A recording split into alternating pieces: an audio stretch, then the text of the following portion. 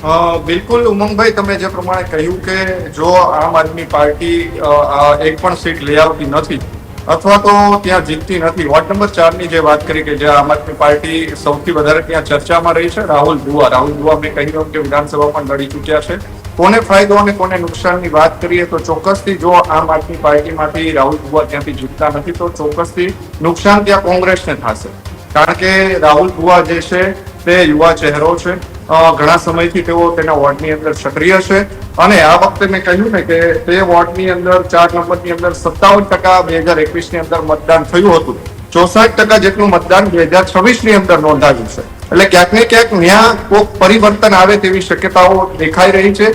ત્યાંના જે મતદારો છે ત્યાં પાટીદાર મતદારો છે, તેમજ સમાણા સમાજના મતદારો છે, ઓબીસી ફેક્ટર જે છે ત્યાં પણ તે કામ કરી રહ્યું છે. ભાજપના ઉદય કાણગઢ જે છે તેમનો પણ તે મત વિસ્તાર છે.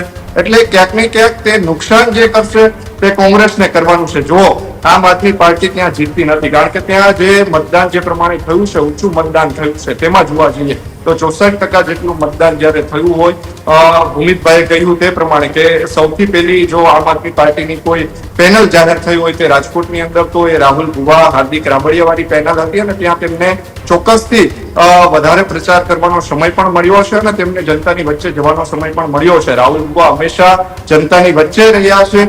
ત્યાં હાર્દિક રાબડિયા પણ શિક્ષિત અને યુવા, ખોડલધામમાં તેમનું બેકગ્રાઉન્ડ જોઈએ તો ખોડલધામ માનવામાં આવ્યું છે, પાટીદાર ચહેરો છે. એટલે ક્યાંક ને ક્યાંક ત્યાં નુકસાન જો તો વોર્ડ નંબર 4 ની અંદર જો આમ આદમી પાર્ટીમાંથી રાહુલ દુઆ નથી જીતતા તો કોંગ્રેસને ચોક્કસથી થાય તેવું માનવામાં આવી રહ્યું છે.